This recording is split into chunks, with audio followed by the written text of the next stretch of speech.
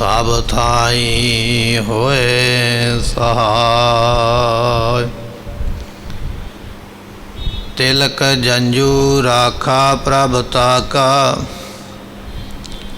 कीनो बड़ो कलू मैं साका। धर्म हेत साका जिन किया, शीस दिया पर सिर न दिया। सुको होटल गुर सेविया, अहनस सहज सुबह। दर्शन परसे आए गुरु कै, जन्म मरण दुख जाए। सब संग बखाने, चोर बिखव ले सकत प्याने। वाहिगुरु जी का खालसा, वाहिगुरु जी की फतेह। गरीब नवाज सतगुरु गुरु ग्रंथ साहिब जियां दी पावन पवित्र हजूरी अंदर आनंद मान रही गुरु की संगत। आप संगतां ने सतगुरां दे दरबार विच बैठ के गुरबाणी दे कीर्तन सरवण करके लाहा प्राप्त किया। साहिब गुरु तेग बहादुर महाराज जियां दे जीवन की कथा आपां लड़ीवार लगातार सरवण कर रहे हाँ। पिछले दीवान विच आपां सरवण कर चुके हाँ। महाराज जियां दा धड़ जिस चौंक विच पिया होया, भाई लखी शाह बनजारे ने गड्डे विच रखिया, गड्डे लैके उत्थों चलिया। थोड़े समय बाद सिपाहियां नूं पता लग गया कि इत्थों किसी ने महाराज दा शरीर चुकिया। दौड़ के सारियां गलियां दे विच पहरेदार ला दिते। भाई लखी शाह बनजारियां दे जिहड़े गड्डे ने उन्हां दी तलाशी कीती गई है, किसे विचों महाराज दा शरीर नहीं मिलिया। जिस गड्डे विच महाराज दा शरीर है वो गड्डा इन्हां दी गिनती विच नहीं आउंदा है। ये सिपाही वार वार दबका के डरा के इन्हां लुबाणियां नूं पुछदे पए ने, जिहदे कोल महाराज दा शरीर है दे देवो, नहीं तो तुहानूं भारी सज़ा दित्ती जावेगी। इतिहास आपां पिछे सरवण कर लिया। अगे किस तरह महाराज रहमत करनगे ये अज आपां सरवण करांगे। आओ मन दे ध्यान नूं टकाइए, मिल के आखिए सतनाम श्री वाहिगुरु साहिब जी। सो जिस वेले औरंगजेब दे सिपाहियां ने वजीरां ने गड्डियां दी तलाशी कर लई है, बलदां दी गिनती कर लई है, सारी कुछ वेखण तो मगरों चैक करन तो मगरों जदों तसल्ली हो गई भी नहीं इन्हां दा कसूर कोई नहीं, इन्हां दे किसी भी गड्डे विचों महाराज दा धड़ नहीं निकलिया। जदों ये तसल्ली कर लई सिपाहियां ने वजीरां ने, उस वेले फिर वो जिहड़े गड्डा चालक सन उन्हां नूं फिर इस तरह कहन लगे ਹਨ। उन्हां नूं आखिया भी हुण तो सानू तसल्ली हो गई है, सानू इस गल दा यकीन हो गया भी महाराज जियां दा शरीर वाकया ही तुहाडे कोल नहीं। तुसीं आपो अपने गड्डियां ते महाराज आपो अपने गड्डे जिहड़े ने इन्हां नूं लैके जा सकदे हो। सो पहला 2 वारी तलाशी कर लई है, तीजी वारी तलाशी करन तो मगरों इन्हां नूं हुण यकीन करना पिया है ये गड्डे चलाउण वाले झूठ नहीं बोलदे, किसी भी गड्डे विच महाराज दा धड़ नहीं है। तसल्ली करन तो मगरों ये वजीर कहन लगे भाई लखी शाह बनजारा ते बाकी जिन्ने बनजारे ने कि तुसी अपने गड्डे लैके जा सकते हो, सानू यकीन हो गया है कि तुहाडे कोल शरीर नहीं है। उस वेले भाई लखी शाह बनजारा अपने गड्डे ते साथियां नूं लैके चल के हौली हौली फिर उस जगह के उपर आ गए हैं जिथे बाकी बनजारे खलोते सन। होर गड्डे लैके उन्हां गड्डियां दे कोल भाई लखी शाह पहुँचे हैं। ये सारा कुछ करन कराउण वाले गुरु पातशाह आपे ही ने। गुरमुखो कोई सिख ਸੇਵਾ ਨਹੀਂ ਕਰ ਸਕਦਾ ਜਿੰਨਾ ਚਿਰ ਮਹਾਰਾਜ ਨਾ ਕਿਰਪਾ ਕਰਨ। ਗੁਰੂ ਕਿਰਪਾ ਬਿਨਾਂ ਸੇਵਾ ਨਹੀਂ ਹੁੰਦੀ ਹੈ। ਜੇ ਅੱਜ ਭਾਈ ਲੱਖੀ ਸ਼ਾਹ ਸੇਵਾ ਕਰਦਾ ਪਿਆ, ਉਹ ਤਾਂ ਸੇਵਾ ਹੋ ਗਈ ਹੈ ਕਿਉਂਕਿ ਮਹਾਰਾਜ ਦਾ ਸਰੀਰ ਕਿਸੇ ਗੱਡੇ ਵਿੱਚੋਂ ਮਿਲਿਆ ਨਹੀਂ, ਔਰ ਗੱਡਾ ਨਾ ਮਿਲਣਾ ਇਹ ਮਹਾਰਾਜ ਦੀ ਆਪਣੀ ਕਿਰਪਾ ਹੈ। ਸੋ ਕਹਿਣ ਲੱਗੇ ਇਸ ਤਰ੍ਹਾਂ ਭਾਈ ਲੱਖੀ ਸ਼ਾਹ ਜੀ ਆਪਣੇ ਸਾਥੀਆਂ ਦੇ ਨਾਲ ਪਹੁੰਚੇ ਹਨ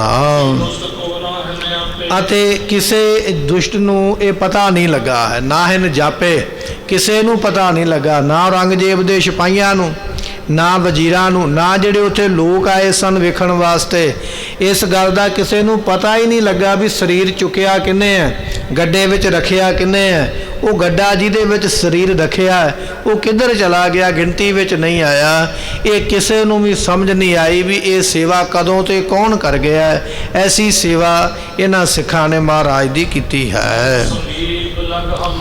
ਸੋ ਇਸ ਤਰ੍ਹਾਂ ਉਹ ਗੱਡੇ ਦੇ ਉੱਪਰ ਰੱਖ ਕੇ ਸਰੀਰ, ਜਿੱਥੇ ਭਾਈ ਲੱਖੀ ਸ਼ਾਹ ਵਣਜਾਰਾ ਆਪਣੇ ਸਾਥੀਆਂ ਨੂੰ ਕਹਿ ਰਿਹਾ ਵੀ ਅਸੀਂ ਇਹ ਸਰੀਰ ਲੈ ਕੇ ਆਏ ਹਾਂ, ਹੁਣ ਆਪਾਂ ਕਿਤੇ ਛੁਪ ਕੇ ਇਸ ਸਰੀਰ ਦਾ ਸੰਸਕਾਰ ਕਰੀਏ। ਜਿੰਨੇ ਵੀ ਕਬਰਸਤਾਨ ਨੇ ਉਹਨਾਂ ਦੇ ਵਿੱਚ ਔਰੰਗਜ਼ੇਬ ਦੇ ਫੌਜੀਆਂ ਦੀ ਡਿਊਟੀ ਲੱਗ ਗਈ ਹੈ। ਸਾਰੇ ਕਬਰਸਤਾਨਾਂ ਦੇ ਉੱਪਰ ਨਿਗਾਹ ਰੱਖੋ, ਕਿਹੜਾ ਸਰੀਰ ਆ ਰਿਹਾ, ਕਿਸ ਘਰ ਦੇ ਵਿੱਚੋਂ ਆ ਰਿਹਾ। ਜਿੰਨੇ ਸ਼ਮਸ਼ਾਨ ਘਾਟ ਨੇ ਸਾਰਿਆਂ ਦੇ ਉੱਪਰ ਪਹਿਰੇ ਲੱਗ ਗਏ ਕਿ ਕੋਈ ਵੀ ਬੰਦਾ ਸਰੀਰ ਲੈ ਕੇ ਸੰਸਕਾਰ ਕਰਨ ਲਈ ਆਉਂਦਾ ਹੈ, ਉਹਨੂੰ ਪੁੱਛਿਆ ਜਾਵੇ, ਸ਼ਨਾਖਤ ਕੀਤੀ ਜਾਵੇ, ਫਿਰ ਸੰਸਕਾਰ ਕੀਤਾ ਜਾਵੇ। ਹੁਣ ਸਰੀਰ ਲੈ ਕੇ ਆਉਣਾ ਤੇ ਵੱਖਰੀ ਮੁਹਿੰਮ ਹੈ, ਹੁਣ ਸਰੀਰ ਦਾ ਸੰਸਕਾਰ ਕਰਨਾ ਇਹ ਉਸ ਤੋਂ ਵੀ ਵੱਡੀ ਚੁਣੌਤੀ ਹੈ। ਕਿਉਂਕਿ ਜੇ ਸਰੀਰ ਜਾਂਦਾ ਸ਼ਮਸ਼ਾਨ ਘਾਟ ਦੇ ਵਿੱਚ, ਔਰੰਗਜ਼ੇਬ ਨੂੰ ਫਿਰ ਪਤਾ ਲੱਗ ਸਕਦਾ ਹੈ। ਹੁਣ ਸਾਰੇ ਜਾਣੇ ਇਕੱਠੇ ਹੋ ਕੇ ਸਲਾਹ ਕਰਦੇ ਪਏ ਵੀ ਜਦੋਂ ਸੰਸਕਾਰ ਕਰਾਂਗੇ ਅੱਗ ਬਲੇਗੀ, ਅੱਗ ਦਾ ਚਾਨਣ ਦੂਰ ਦੂਰ ਤੱਕ ਜਾਣਾ, ਰਾਤ ਪੈ ਚੁੱਕੀ ਹੈ, ਬਿਨਾਂ ਦੱਸਿਆ ਵੀ ਪਤਾ ਲੱਗ ਜਾਣਾ ਵੀ ਇੱਥੇ ਕਿਸੇ ਸਰੀਰ ਦਾ ਸੰਸਕਾਰ ਹੋਇਆ। ਕੋਈ ਇਹੋ ਜਿਹੀ ਵਿਉਂਤਬੰਦੀ ਬਣਾਈਏ, ਇਹੋ ਜਿਹਾ ਤਰੀਕਾ ਅਪਣਾਈਏ ਜਿਹਦੇ ਨਾਲ ਅਸੀਂ ਸੇਵਾ ਵੀ ਕਰ ਲਈਏ ਔਰ ਕਿਸੇ ਨੂੰ ਪਤਾ ਨਾ ਲੱਗੇ। ਇਹ ਸਾਰੇ ਬਣਜਾਰੇ ਜਿਹੜੇ ਨੇ ਉਹ ਖੜ ਕੇ ਹੁਣ ਸੋਚਦੇ ਪਏ ਕਿ ਮਹਾਰਾਜ ਦੇ ਸਰੀਰ ਦਾ ਅੰਤਮ ਦਾਹ ਕਿੱਥੇ ਕਰਨਾ ਹੈ। ਦੂਜੀ ਗੱਲ ਇਹ ਹੈ ਵੀ ਆਪਾਂ ਦੇਰੀ ਵੀ ਨਹੀਂ ਕਰ ਸਕਦੇ। ਇਹ ਨਹੀਂ ਵੀ ਅੱਜ ਦਾ ਦਿਨ ਸਰੀਰ ਰੱਖ ਲਈਏ, ਕੱਲ ਨੂੰ ਦਿਨੇ ਆਪਾਂ ਸੰਸਕਾਰ ਕਰ ਦਿਆਂਗੇ, ਜਾਂ ਇਹ ਗੱਡੇ ਲੈ ਕੇ ਆਪਾਂ ਦਿੱਲੀੋਂ ਬਾਹਰ ਕਿਤੇ ਦੂਰ ਚਲੇ ਜਾਈਏ ਤੇ ਉੱਥੇ ਜਾ ਕੇ ਸੰਸਕਾਰ ਕਰ ਦਿਆਂਗੇ। ਨਹੀਂ, ਇੰਨਾ ਸਮਾਂ ਵੀ ਆਪਣੇ ਕੋਲ ਨਹੀਂ ਹੈ, ਇੰਨਾ ਟਾਈਮ ਨਹੀਂ ਕਿ ਇੰਨੇ ਸਮੇਂ ਵਾਸਤੇ ਰੁਕਿਆ ਜਾਵੇ। ਕਿਉਂਕਿ ਬਾਦਸ਼ਾਹ ਔਰੰਗਜ਼ੇਬ ਦੇ ਸਿਪਾਹੀ ਹਾਲੇ ਬੈਠੇ ਨਹੀਂ, ਹਾਲੇ ਕੇਵਲ ਗੱਡੇ ਵਾਲਿਆਂ ਨੇ ਉਹਨਾਂ ਆਖਿਆ ਵੀ ਤੁਸੀਂ ਚਲੇ ਜਾਓ, ਪਰ ਇਹਦਾ ਭਾਵ ਇਹ ਨਹੀਂ ਹੈ ਵੀ ਤਲਾਸ਼ੀ ਖਤਮ ਹੋ ਗਈ ਹੈ, ਨਿਗਰਾਨੀ ਤਕੜਾਈ ਖਤਮ ਹੋ ਗਈ ਹੈ। ਨਹੀਂ, ਔਰੰਗਜ਼ੇਬ ਹਿੰਦੁਸਤਾਨ ਦਾ ਮਾਲਕ, ਬੜਾ ਵੱਡਾ ਭੈ ਭੀਤ ਕਰਨ ਵਾਲਾ ਰਾਜਾ ਹੈ, ਡਰ ਦੇਣ ਵਾਲਾ। ਉਹਦੇ ਸਿਪਾਹੀ, ਫੌਜੀ, ਕਰਮਚਾਰੀ, ਵਜ਼ੀਰ, ਸੈਨਾਪਤੀ, ਜਿੰਨੇ ਵੀ ਕਮਾਂਡਰ ਵਗੈਰਾ ਫੌਜ ਦੇ ਹਾਲੇ ਵੀ ਲੱਗੇ ਹੋਏ ਨੇ ਇਸ ਗੱਲ ਦੀ ਭਾਲ ਕਰਨ ਵਾਸਤੇ ਸਰੀਰ ਚਲਾ ਕਿੱਧਰ ਗਿਆ ਹੈ, ਲੱਭਣ ਵਾਸਤੇ ਹਾਲੇ ਲੱਗੇ ਹੋਏ ਹਨ। ਉਸ ਵੇਲੇ ਸਾਰੇ ਬਣਜਾਰੇ ਇਕੱਠੇ ਹੋ ਕੇ ਸਲਾਹ ਕਰਦੇ ਵੀ ਕੀ ਕਰੀਏ, ਸਰੀਰ ਲੈ ਕੇ ਤੇ ਆਏ ਤੇ ਸੰਸਕਾਰੀਏ ਕਿੱਥੇ। ਜਿੱਥੇ ਵੀ ਕਿਤੇ ਅੱਗ ਬਾਲਣ ਦਾ ਯਤਨ ਕਰਾਂਗੇ ਬਾਦਸ਼ਾਹ ਔਰੰਗਜ਼ੇਬ ਨੂੰ ਪਤਾ ਲੱਗ ਜਾਣਾ। ਕਿਸੇ ਵੀ ਥਾਂ ਤੋਂ ਲੱਕੜ ਲੈ ਕੇ ਆਉਂਦੇ ਆ, ਕਿਸੇ ਵੀ ਲੱਕੜ ਬਾਜ਼ਾਰ ਵਿੱਚੋਂ ਲੱਕੜ ਖਰੀਦ ਕੇ ਲਿਆਵਾਂਗੇ ਤੇ ਉਹ ਲੱਕੜ ਦੇਣ ਵਾਲਾ ਜਾ ਕੇ ਬਾਦਸ਼ਾਹ ਨੂੰ ਦੱਸ ਦੇਵੇਗਾ ਫਲਾਣਾ ਬੰਦਾ ਇੰਨੀਆਂ ਲੱਕੜਾਂ ਲੈ ਗਿਆ ਹੈ, ਮਹਾਰਾਜ ਦੇ ਸੰਸਕਾਰ ਵਾਸਤੇ ਲੱਕੜ ਚਾਹੀਦੀ ਹੈ, ਟਿਕਾਣਾ ਵੀ ਚਾਹੀਦਾ, ਪਰ ਕਰੀਏ ਤੇ ਸੰਸਕਾਰ ਕਰੀਏ ਕਿੱਥੇ। ਦਿੱਲੀ ਛੱਡ ਕੇ ਬਾਹਰ ਨਹੀਂ ਜਾ ਸਕਦੇ, ਦਿੱਲੀ ਦੇ ਦਰਵਾਜ਼ੇ ਬੰਦ ਕਰ ਦਿੱਤੇ ਗਏ, ਫੌਜਾਂ ਦੀ ਨਿਗਰਾਨੀ ਤਲਾਸ਼ੀ ਮੁਹਿੰਮ ਉਸੇ ਤਰ੍ਹਾਂ ਚੱਲਦੀ ਪਈ ਹੈ। ਦਿੱਲੀ ਨੂੰ ਛੱਡਿਆ ਨਹੀਂ ਜਾ ਸਕਦਾ, ਦਿੱਲੀ ਵਿੱਚ ਸੰਸਕਾਰ ਕੀਤਾ ਨਹੀਂ ਜਾ ਸਕਦਾ। ਇਹ ਸਾਰੇ ਜਾਣੇ ਮਿਲ ਕੇ ਸਲਾਹ ਕਰਦੇ ਹਨ।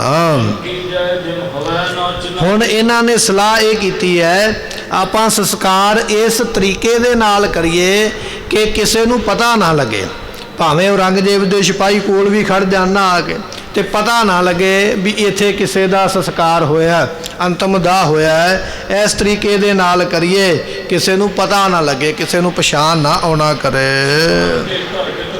ਉਸ ਵੇਲੇ ਇਹਨਾਂ ਨੇ ਛੱਪਰਾਂ ਦੇ ਘਰ, ਛੱਪਰ ਨਾ ਕੱਖ ਰੱਖ ਕੇ ਕੁਝ ਲੱਕੜਾਂ ਰੱਖ ਕੇ ਟੈਂਪਰੇਰੀ ਘਰ ਬਣਾਇਆ ਜਾਂਦਾ। ਇਹਨਾਂ ਨੇ ਕੁਝ ਘਰ ਛੱਪਰਾਂ ਦੇ ਬਣਾਏ ਹੋਏ ਰਹਿਣ ਵਾਸਤੇ, ਗਰਮੀ ਦੇ ਵਿੱਚ ਧੁੱਪ ਤੋਂ ਬਚਣ ਵਾਸਤੇ, ਥੋੜਾ ਬਰਸਾਤ ਤੋਂ ਬਚਣ ਵਾਸਤੇ ਕੁਝ ਛੱਪਰ ਇਹਨਾਂ ਬਣਜਾਰਿਆਂ ਨੇ ਆਪਣੇ ਬਣਾਏ ਹੋਏ ਸਨ।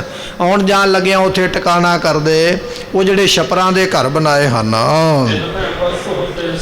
ਇਹਦੇ ਵਿੱਚ ਬਹੁਤੇ ਬਣਜਾਰੇ ਵਸਦੇ ਸਨ। ਬਣਜਾਰੇ ਜਿਹੜੇ ਗੱਡੇ ਵਾਲੇ ਹੁੰਦੇ ਨੇ, ਪਹਿਲੇ ਸਮੇਂ ਵਿੱਚ ਉਹ ਗੱਡਿਆਂ ਵਾਲੇ ਇੱਕ ਥਾਂ ਤੋਂ ਦੂਜੀ ਜਗ੍ਹਾ ਤੇ ਜਾਂਦੇ, ਪਿੰਡਾਂ ਵਿੱਚ ਆਮ ਹੀ ਆਪਾਂ ਵੇਖਦੇ, ਉਹਨਾਂ ਨੂੰ ਬਣਜਾਰੇ ਆਖਿਆ ਜਾਂਦਾ। ਕਹਿਣ ਲੱਗੇ ਬਣਜਾਰਿਆਂ ਨੇ ਦਿੱਲੀ ਵਿੱਚ ਰਹਿਣ ਵਾਸਤੇ ਇੱਕ ਖਾਲੀ ਜਗ੍ਹਾ ਦੇ ਉੱਪਰ ਕੁਝ ਛੱਪਰ ਪਾ ਕੇ ਤੇ ਆਪਣਾ ਟਿਕਾਣਾ ਕੀਤਾ। ਕੁਝ ਸਮਾਂ ਇੱਥੇ ਆ ਕੇ ਰੁਕਦੇ ਤੇ ਰਹਿੰਦੇ। ਇਹਨਾਂ ਨੇ ਹੁਣ ਸਾਰਿਆਂ ਨੇ ਸਲਾਹ ਕਰਕੇ ਉਹ ਰੁਕਣ ਵਾਲੀ ਜਿਹੜੀ ਜਗ੍ਹਾ ਛੱਪਰ ਹੈ ਉਸ ਨੂੰ ਚੁਣਨਾ ਕੀਤਾ ਹੈ। ਇਹਨਾਂ ਨੇ ਕੀ ਕੀਤਾ, ਮਹਾਰਾਜ ਦਾ ਸੰਸਕਾਰ ਕਰਨ ਵਾਸਤੇ ਪਹਿਲਾਂ ਤੇ ਜਗ੍ਹਾ ਚੁਣੀ ਹੈ, ਜਿੱਥੇ ਆਪਾਂ ਛੱਪਰ ਖੜੇ ਕੀਤੇ ਨੇ ਉੱਥੇ ਜਾ ਕੇ ਸੰਸਕਾਰ ਕਰੀਏ। ਫਿਰ ਉੱਥੇ ਆ ਕੇ ਜਿਸ ਛੱਪਰ ਦੇ ਥੱਲੇ ਸੰਸਕਾਰ ਕਰਨਾ, ਉਹਦੀਆਂ ਸਾਰੀਆਂ ਵਸਤੂਆਂ ਜਿਹੜੀਆਂ ਸਨ ਪਹਿਲਾਂ ਕੱਢ ਕੇ ਬਾਹਰ ਰੱਖੀਆਂ ਹਨ। ਉਹਨਾਂ ਛੱਪਰਾਂ ਦੇ ਵਿੱਚ ਬਾਕੀ ਛੱਪਰਾਂ ਦੀਆਂ ਲੱਕੜਾਂ ਕੱਢ ਕੇ, ਮੋਟੀਆਂ ਲੱਕੜਾਂ ਥੱਲੇ ਰੱਖ ਕੇ ਉੱਪਰ ਮਹਾਰਾਜ ਜੀਆਂ ਦਾ ਪਵਿੱਤਰ ਸਰੀਰ ਟਿਕਾਇਆ।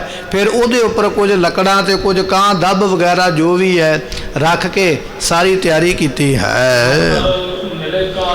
ਸੋ ਕਹਿਣ ਲੱਗੇ ਵੀ ਇਸ ਤਰ੍ਹਾਂ ਬਹੁਤੇ ਵਿਅਕਤੀ ਇਹ ਮਿਲੇ ਹੋਏ, ਇਕੱਠੇ ਹੋਏ, ਬਹੁਤੇ ਵਣਜਾਰੇ, ਭਾਈ ਲੱਖੀ ਸ਼ਾਹ ਇਹਨਾਂ ਦਾ ਸਰਦਾਰ ਹੈ, ਮੋਢੀ ਹੈ, ਬਾਕੀ ਉਹਦੇ ਰਿਸ਼ਤੇਦਾਰ, ਉਹਦੇ ਨਾਲ ਕੰਮ ਕਰਨ ਵਾਲੇ ਕਰਮਚਾਰੀ, ਇਹਨਾਂ ਸਾਰਿਆਂ ਨੇ ਇਕੱਠੇ ਹੋ ਕੇ ਛੱਪਰਾਂ ਦੀਆਂ ਲੱਕੜਾਂ ਲਾ ਕੇ ਉਹਦੇ ਵਿੱਚੋਂ ਅਤੇ ਇੱਕ ਛੱਪਰ ਦੇ ਵਿੱਚ ਚੰਗੀ ਤਰ੍ਹਾਂ ਥਾਂ ਸੁਧਾਰ ਕੇ ਉੱਥੇ ਚਿਖਾ ਤਿਆਰ ਕੀਤੀ ਹੈ। ਚਿਖਾ ਤਿਆਰ ਕਰਕੇ ਸਾਰੇ ਜਾਣੇ ਲੱਗੇ ਹੋਏ। ਚਿਖਾ ਤਿਆਰ ਕਰਦਿਆਂ ਟਾਈਮ ਨਾ ਲੱਗੇ, ਅਗਨ ਭੇਟ ਕਰਦਿਆਂ ਟਾਈਮ ਨਾ ਲੱਗੇ, ਸਾਰਾ ਕੰਮ ਬੜੀ ਜਲਦੀ ਨਾਲ ਹੋ ਜਾਵੇ। ਕਿਤੇ ਔਰੰਗਜ਼ੇਬ ਦੇ ਸਿਪਾਹੀ ਤਲਾਸ਼ੀ ਕਰਦਿਆਂ ਹੋਇਆਂ, ਖੋਜ ਕਰਦਿਆਂ ਹੋਇਆਂ ਸਾਡੇ ਤੱਕ ਪਹੁੰਚ ਨਾ ਜਾਣ, ਇੰਨੀ ਫੁਰਤੀ ਦੇ ਨਾਲ, ਇੰਨੀ ਜਲਦੀ ਦੇ ਨਾਲ ਇਹ ਕੰਮ ਵਿੱਚ ਲੱਗੇ ਹੋਏ ਹਨ। ਤੇ ਮਨ ਵਿੱਚ ਬੜਾ ਪ੍ਰੇਮ ਹੈ ਗੁਰੂ ਦੇ ਪ੍ਰਤੀ, ਔਰ ਮਨ ਵਿੱਚ ਬੜਾ ਡਰ ਹੈ ਔਰੰਗਜ਼ੇਬ ਦੇ ਪ੍ਰਤੀ। ਜੇ ਔਰੰਗਜ਼ੇਬ ਨੂੰ ਪਤਾ ਲੱਗ ਗਿਆ ਤੇ ਸਾਨੂੰ ਸਾਰਿਆਂ ਨੂੰ ਉਸਨੇ ਸਜ਼ਾ ਦੇਣੀ ਹੈ, ਸਮੇਤ ਪਰਿਵਾਰਾਂ ਦੇ। ਔਰੰਗਜ਼ੇਬ ਦਾ ਡਰ ਹੈ, ਗੁਰੂ ਦਾ ਮਨ ਵਿੱਚ ਪ੍ਰੇਮ ਹੈ, ਇਸ ਤਰ੍ਹਾਂ ਭਾਵਨਾ ਨਾਲ ਲੱਗੇ ਹੋਏ ਹਨ। ਉਸ ਵੇਲੇ ਸਤਿਗੁਰਾਂ ਦਾ ਸੰਸਕਾਰ ਹੋਵੇ, ਪਤਾ ਨਾ ਲੱਗੇ। ਇੱਕ ਛੱਪਰ ਦੇ ਵਿੱਚ ਚਿਖਾ ਤਿਆਰ ਕਰਕੇ ਪੂਰੀ ਚਿਖਾ ਤਿਆਰ ਕੀਤੀ ਹੈ। ਮਹਾਰਾਜ ਜੀਆਂ ਦਾ ਸਰੀਰ ਉੱਥੇ ਰੱਖ ਕੇ ਬਾਕੀ ਛੱਪਰ ਜਿਹੜੇ ਸਨ ਉਹਦੇ ਵਿੱਚੋਂ ਕੀਮਤੀ ਸਮਾਨ ਕੱਢ ਲਿਆ ਗਿਆ। ਜਿਹੜਾ ਮਾੜਾ ਮੋਟਾ ਟੁੱਟਾ ਫੁੱਟਾ ਸਮਾਨ ਨਹੀਂ ਕੰਮ ਆਉਣ ਵਾਲਾ ਉਹ ਛੱਪਰਾਂ ਦੇ ਵਿੱਚ ਹੀ ਰਹਿਣ ਦਿੱਤਾ। ਪਹਿਲਾਂ ਤੇ ਉਸ ਜਗ੍ਹਾ ਤੇ ਅਗਨ ਲਗਾਈ ਹੈ ਜਿਸ ਛੱਪਰ ਦੇ ਵਿੱਚ ਮਹਾਰਾਜ ਦਾ ਸਰੀਰ ਬਿਰਾਜਿਆ ਹੋਇਆ। ਉਸ ਚਿਖਾ ਨੂੰ ਅਗਨ ਭੇਟ ਕਰਨ ਲੱਗਿਆ ਤੇ ਬਾਅਦ ਵਿੱਚ ਕੁਝ ਅੱਗ ਲੈ ਕੇ ਨਾਲ ਦੇ ਜਿਹੜੇ 2-4 ਛੱਪਰ ਸਨ ਉਹਨਾਂ ਨੂੰ ਵੀ ਅੱਗ ਲਾ ਦਿੱਤੀ ਹੈ। ਲੋਕਾਂ ਨੂੰ ਇਹ ਲੱਗੇ ਵੀ ਇੱਥੇ ਅੱਗ ਅਚਾਨਕ ਲੱਗੀ ਹੈ ਤੇ ਘਰ ਸੜੇ ਨੇ, ਛੱਪਰ ਛੜ ਗਏ, ਛੱਪਰਾਂ ਦੇ ਵਿੱਚ ਕੁਝ ਘਰ ਛੜ ਗਿਆ। ਇਹ ਛੱਪਰ, ਇਹ ਝੌਂਪੜੀਆਂ, ਇਹਨਾਂ ਨੇ ਉਸ ਥਾਂ ਨੂੰ ਅੱਗ ਲਾ ਦਿੱਤੀ ਹੈ। ਤੇ ਕਹਿਣ ਲੱਗੇ ਵੀ ਉਹਦੇ ਵਿੱਚ ਮਹਾਰਾਜ ਦੀ ਚਿਖਾ ਰੱਖੀ ਹੋਈ ਤੇ ਮਹਾਰਾਜ ਜੀਆਂ ਦਾ ਸਰੀਰ ਉਸ ਜਗ੍ਹਾ ਦੇ ਉੱਪਰ ਅੰਤਮ ਅਗਨ ਭੇਟ ਹੋ ਰਿਹਾ ਹੈ। ਇਸ ਤੇ ਬਹੁਤ ਜ਼ਿਆਦੀਆਂ ਲੱਕੜਾਂ ਰੱਖ ਕੇ ਮਹਾਰਾਜ ਦੇ ਸਰੀਰ ਦਾ ਸੰਸਕਾਰ ਕਰਨ ਲਈ ਉਹਦੇ ਉੱਪਰ ਦੇਸੀ ਘਿਓ ਇਹਨਾਂ ਨੇ ਬਹੁਤਾ ਪਾ ਕੇ ਕਿ ਅੱਗ ਛੇਤੀ ਲੱਕੜਾਂ ਨੂੰ ਪਕੜ ਲਵੇ। ਹੋਰ ਸਾਡੇ ਕੋਲ ਸਾਧਨ ਨਹੀਂ ਹੈ ਇਸ਼ਨਾਨ ਕਰਵਾਉਣ ਦਾ, ਜਾਂ ਹੋਰ ਕੋਈ ਸਮੱਗਰੀ ਸਾਡੇ ਕੋਲ ਨਹੀਂ ਹੈ, ਇਹ ਕਾਰਜ ਛੇਤੀ ਦੇ ਨਾਲ ਹੀ ਕਰਨਾ ਹੈ। ਮੰਨ ਲਓ ਵੀ ਘਿਓ ਦੇ ਨਾਲ ਹੀ ਇਸ਼ਨਾਨ ਕਰਾ ਦਿੱਤਾ। ਇੰਨਾ ਬਹੁਤਾ ਘਿਓ ਪੀਪੇ ਭਰ ਕੇ, ਘੜੇ ਭਰ ਕੇ ਚਿਖਾ ਦੇ ਉੱਪਰ ਪਾ ਕੇ ਇਹਨਾਂ ਨੇ ਉਸ ਵੇਲੇ ਅਗਨ ਭੇਟ ਮਹਾਰਾਜ ਜੀਆਂ ਦੇ ਸਰੀਰ ਨੂੰ ਕੀਤਾ ਹੈ। ਤੇ ਜਦੋਂ ਅੱਗ ਲੱਗੀ ਨਾ ਲੱਕੜਾਂ ਨੂੰ, ਉੱਤੇ ਘਿਓ ਪਾਇਆ ਹੋਇਆ, ਅੱਗ ਦੀਆਂ ਲਾਟਾਂ ਬੜੀਆਂ ਉੱਪਰ ਨੂੰ ਜਾ ਰਹੀਆਂ, ਆਕਾਸ਼ ਵੱਲ ਨੂੰ, ਉੱਚੀਆਂ ਉੱਚੀਆਂ ਅੱਗ ਦੀਆਂ ਲਾਟਾਂ ਲੱਗੀਆਂ ਹੋਈਆਂ, ਦੂਰ ਦੂਰ ਤੱਕ ਅੱਗ ਜਿਹੜੀ ਹੈ ਉਹ ਪ੍ਰਕਾਸ਼ ਹੁੰਦੀ ਦਿਸਦੀ ਹੈ। ਤੇ ਜਦੋਂ ਅੱਧਾ ਕੁ ਸੰਸਕਾਰ ਹੋ ਗਿਆ ਨਾ, ਪਹਿਲਾਂ ਤੇ ਚੁੱਪ ਕਰਕੇ ਬੈਠੇ ਰਹੇ। ਜਦੋਂ ਵੇਖਿਆ ਵੀ ਮੋਟੀਆਂ ਲੱਕੜਾਂ ਸੜ ਗਈਆਂ, ਮਹਾਰਾਜ ਦਾ ਸਰੀਰ ਵੀ ਅਗਨ ਭੇਟ ਹੋ ਗਿਆ। ਹੁਣ ਜੇ ਚਿਖਾ ਨੂੰ ਕੋਈ ਫਰੋਲ ਵੀ ਲਵੇਗਾ ਤੇ ਵਿੱਚੋਂ ਲੱਭਣਾ ਕੁਝ ਨਹੀਂ ਹੈ, ਹੁਣ ਪਤਾ ਨਹੀਂ ਲੱਗਣਾ। ਜਦੋਂ ਵੇਖਿਆ ਵੀ ਅੱਧਿਓਂ ਵੱਧ ਸੰਸਕਾਰ ਹੋ ਗਿਆ, ਹੁਣ ਸੱਚੇ ਵੀ ਹੋਣਾ ਦੁਨੀਆ ਵਾਸਤੇ ਕਿ ਅਸੀਂ ਕੋਈ ਗੁਨਾਹ ਨਹੀਂ ਕੀਤਾ, ਕੋਈ ਗਲਤ ਨਹੀਂ ਕੀਤਾ। ਫਿਰ ਇਹਨਾਂ ਵਣਜਾਰਿਆਂ ਨੇ ਆਪੇ ਹੀ ਰੌਲਾ ਪਾ ਦਿੱਤਾ ਜਦੋਂ ਵੇਖਿਆ ਵੀ ਹੁਣ ਮਹਾਰਾਜ ਦਾ ਸਰੀਰ ਤੇ ਸਾਂਭਿਆ ਗਿਆ, ਸੰਸਕਾਰ ਹੋ ਗਿਆ, ਹੁਣ ਸਾਡਾ ਕਿਸੇ ਨੂੰ ਪਤਾ ਨਹੀਂ ਲੱਗੇਗਾ, ਫਿਰ ਇਹ ਵਣਜਾਰੇ ਰੌਲਾ ਪਾਉਣ ਲੱਗੇ ਹਨ। ਮਾਨ ਪਿਤ ਅਗਨ ਲਗਾਏ ਕੀ ਰੌਲਾ ਪਾਇਆ? ਭੱਜ ਕੇ ਆਓ ਲੋਕੋ, ਸਾਡੀ ਮਦਦ ਕਰੋ। ਆਹ ਵੇਖੋ ਸਾਡੇ ਪਰਦੇਸੀਆਂ ਦੇ ਛੱਪਰ ਨੂੰ ਕੋਈ ਅੱਗ ਲਾ ਕੇ ਚਲਾ ਗਿਆ ਹੈ। ਉੱਚੀ ਉੱਚੀ ਰੌਲਾ ਪਾ ਦਿੱਤਾ, ਅਸੀਂ ਤੇ ਪਰਦੇਸੀ ਲੋਕ ਹਾਂ, ਪਾਸਿਓਂ ਆਏ ਹਾਂ ਟੈਂਪਰੇਰੀ ਘਰ ਬਣਾਏ ਹੋਏ ਰਹਿਣ ਵਾਸਤੇ। ਕਿਸੇ ਸ਼ਰਾਰਤੀ ਅਨਸਰ ਨੇ ਆ ਕੇ ਸਾਡੇ ਛੱਪਰਾਂ ਨੂੰ ਅੱਗ ਲਾ ਦਿੱਤੀ ਹੈ, ਆਓ ਸਾਡੀ ਮਦਦ ਕਰੋ। ਸਾਡਾ ਕੀਮਤੀ ਸਮਾਨ ਇਹਨਾਂ ਛੱਪਰਾਂ ਦੇ ਵਿੱਚ, ਝੌਂਪੜੀਆਂ ਵਿੱਚ ਸੜਦਾ ਪਿਆ ਹੈ, ਛੇਤੀ ਦੇ ਨਾਲ ਆ ਕੇ ਸਾਡੀ ਮਦਦ ਕਰਨੀ ਕਰੋ। ਫਿਰਤ ਬੁਝਾਵਤ ਮਨ ਤੇ ਆਪ ਵੀ ਹੱਥ ਵਿੱਚ ਡੰਡੇ ਸੋਟੇ ਲੈ ਕੇ ਕੁਝ ਰੁੱਖਾਂ ਦੀਆਂ ਟਾਹਣੀਆਂ ਤੋੜ ਲਈਆਂ, ਜਾਣ ਬੁੱਝ ਕੇ ਕਿਤੇ ਇੱਧਰ ਟਾਹਣੀ ਮਾਰ ਦਿੱਤੀ, ਕਿਤੇ ਉੱਧਰ ਜਾ ਕੇ ਮਾਰ ਦਿੱਤੀ। ਅੱਗ ਬੁਝਾਉਣੀ ਵੀ ਨਹੀਂ ਹੈ, ਪਰ ਅੱਗ ਬੁਝਾਉਣ ਦਾ ਵਿਖਾਵਾ ਜ਼ਰੂਰ ਕਰਨਾ ਹੈ। ਲੋਕੀ ਆਖਣ ਵੀ ਇਹਨਾਂ ਨੂੰ ਬੜਾ ਦੁੱਖ ਹੋਇਆ, ਵਿਚਾਰਿਆਂ ਦੇ ਘਰ ਸੜਦੇ ਪਏ, ਭੱਜ ਭੱਜ ਕੇ ਅੱਗ ਬੁਝਾਉਂਦੇ ਪਏ, ਦੌੜ ਦੌੜ ਕੇ ਜਾਂਦੇ, ਅੱਗ ਬੁਝਾਉਣ ਦਾ ਵਿਖਾਵਾ ਕਰਦੇ ਪਰ ਬੁਝਾਉਂਦੇ ਨਹੀਂ ਪਏ। ਇਸ ਤਰ੍ਹਾਂ ਆਪਣੇ ਘਰਾਂ ਨੂੰ ਆਪ ਇਹਨਾਂ ਨੇ ਅੱਗ ਲਾਈ ਹੈ। ਮੇਰੇ ਸਭਨੇ ਸੁਣੋ ਸੋ ਜਿਹੜੇ ਦੂਰ ਘਰ ਸਨ, ਇੰਨੀ ਉੱਚੀ ਉੱਚੀ ਇਹ ਬੋਲਦੇ ਪਏ ਵੀ ਦੂਰ ਵਾਲੇ ਘਰ ਵੀ ਸੁਣ ਲੈਣ।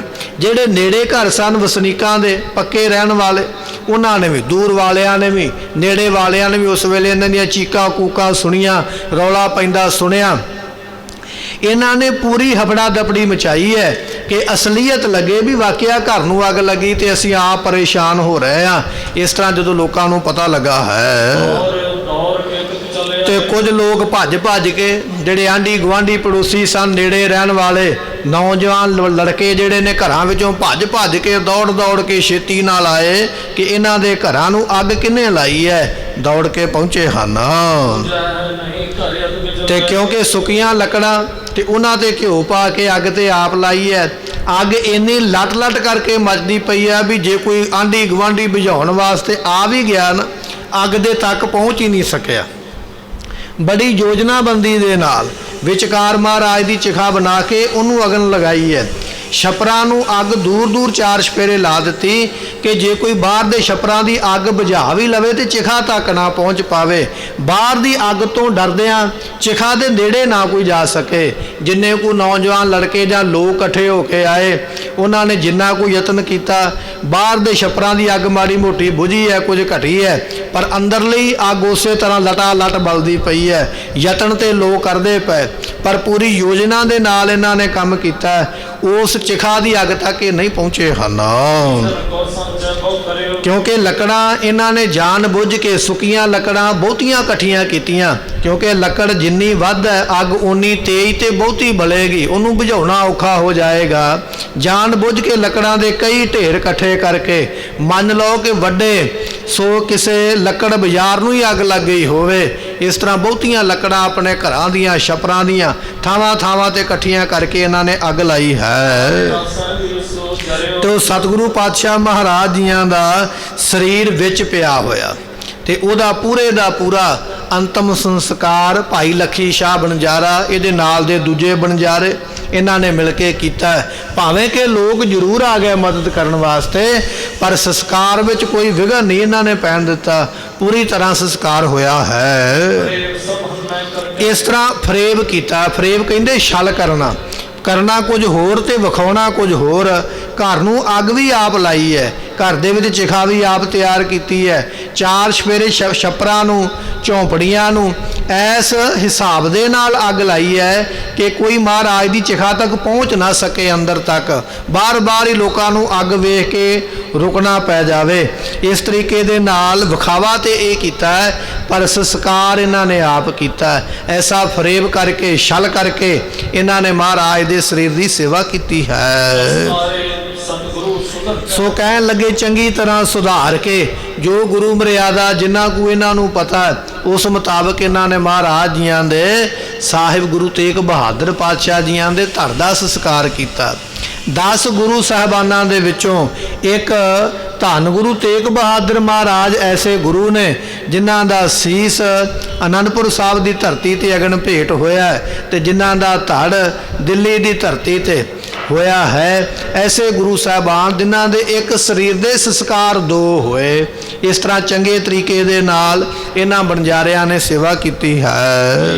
ਪ੍ਰਭਾਤ ਪੁਸ਼ਪ ਜੁਨ ਸੋ ਕਹਿਣ ਲੱਗੇ ਜਦੋਂ ਚੜ੍ਹਿਆ ਦਿਨ ਇਹਨਾਂ ਨੇ ਫਿਰ ਕੱਚੀ ਲੱਸੀ ਦਾ ਇੰਤਜ਼ਾਮ ਕਰਕੇ ਕੁਝ ਲੱਸੀ ਡੋਲ ਕੇ ਲੱਕੜਾਂ ਨੂੰ ਠੰਡਿਆਂ ਕਰਕੇ ਤੇ ਪਾਸੇ ਕੀਤਾ।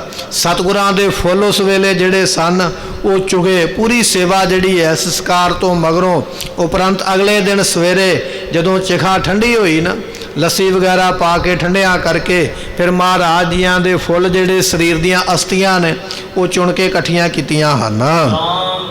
ਤਾਂਬਰ ਗਾਗਰ ਸੋ ਕਹਿਣ ਲੱਗੇ ਵੀ ਤਾਂਬੇ ਦੀ ਗਾਗਰ ਲੈ ਕੇ ਤੇ ਉਸ ਗਾਗਰ ਦੇ ਵਿੱਚ ਇਹਨਾਂ ਨੇ ਭਰ ਲਈਆਂ। 2 ਗਾਗਰਾਂ ਤਾਂਬੇ ਦੀਆਂ ਉਹਨਾਂ ਦਾ ਇੰਤਜ਼ਾਮ ਕੀਤਾ ਗਿਆ।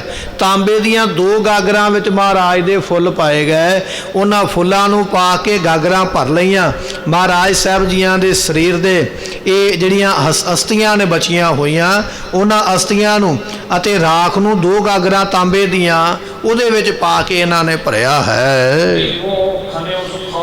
ਤੇ ਉਹ ਜਿਹੜੀਆਂ ਗਾਗਰਾਂ ਨੇ ਨਾ ਗੁਰਮੁਖੋ ਉਹਨਾਂ ਨੂੰ ਫਿਰ ਟੋਇਆ ਪੱਟ ਕੇ ਉਸੇ ਜਗ੍ਹਾ ਦੇ ਉੱਪਰ ਧਰਤੀ ਦੇ ਵਿੱਚ ਡੂੰਘਾ ਟੋਇਆ ਪੱਟ ਕੇ ਉਹਦੇ ਵਿੱਚ ਦੋਵੇਂ ਗਾਗਰਾਂ ਰੱਖ ਕੇ ਉਹਨਾਂ ਨੂੰ ਉੱਥੇ ਸਮੇਟ ਦਿੱਤਾ, ਉੱਪਰ ਮਿੱਟੀ ਪਾ ਦਿੱਤੀ ਹੈ। ਅੱਜ ਵੀ ਆਪਾਂ ਗੁਰਦੁਆਰਾ ਸਾਹਿਬ ਸ੍ਰੀ ਰਕਾਬਗੰਜ ਸਾਹਿਬ ਦਰਸ਼ਨ ਕਰਦੇ ਹਾਂ। ਮਹਾਰਾਜ ਜੀਆਂ ਦਾ ਪਵਿੱਤਰ ਸਥਾਨ ਇਹ ਸੁਸ਼ੋਭਿਤ ਹੋ ਰਿਹਾ ਹੈ। ਇਸੇ ਜਗ੍ਹਾ ਤੇ ਮਹਾਰਾਜ ਜੀਆਂ ਦਾ ਅੰਤਮ ਸੰਸਕਾਰ ਹੋਇਆ। ਇਸੇ ਜਗ੍ਹਾ ਤੇ ਮਹਾਰਾਜ ਜੀਆਂ ਦੇ ਫੁੱਲ ਜਿਹੜੇ ਨੇ ਉਹ ਦਫਨਾਏ ਗਏ। ਜਿਹੜਾ ਥੜਾ ਸਾਹਿਬ ਬਣਿਆ ਹੋਇਆ ਨਾ ਉਸ ਥੜਾ ਸਾਹਿਬ ਦੇ ਥੱਲੇ ਉਹ ਜਿਹੜੀਆਂ ਗਾਗਰਾਂ ਦੇ ਫੁੱਲ ਹਨ ਉਸੇ ਤਰ੍ਹਾਂ ਉਹਦੇ ਵਿੱਚ ਉੱਥੇ ਬਿਰਾਜਮਾਨ ਕੀਤੇ ਹੋਏ ਜਿਹੜੇ ਮਿੱਟੀ ਵਿੱਚ ਇਹਨਾਂ ਵਣਜਾਰੇ ਸਿੱਖਾਂ ਨੇ ਦਫਨਾਏ ਉਸੇ ਤਰ੍ਹਾਂ ਉੱਥੇ ਰੱਖੇ ਹੋਏ।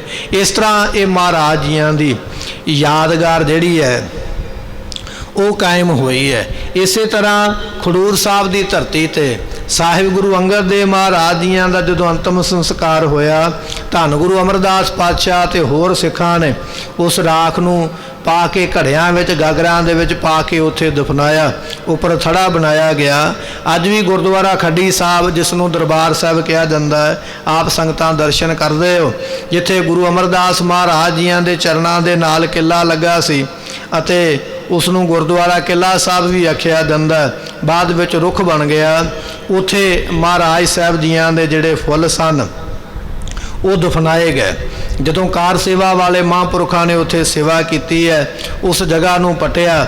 ਜਦੋਂ ਫਿਰ ਮਹਾਰਾਜ ਜੀਆਂ ਦੇ ਉਹ ਫੁੱਲਾਂ ਦੇ ਦਰਸ਼ਨ ਹੋਏ ਉਸੇ ਤਰ੍ਹਾਂ ਹੀ ਉਹਨਾਂ ਨੂੰ ਢੱਕ ਕੇ ਉਹਦੇ ਉੱਪਰ ਥੜਾ ਬਣਾਇਆ ਗਿਆ। ਅੱਜ ਵੀ ਉੱਥੇ ਥੜਾ ਸਾਹਿਬ ਬਣਿਆ ਹੋਇਆ, ਸੰਗਤਾਂ ਦਰਸ਼ਨ ਕਰਦੀਆਂ।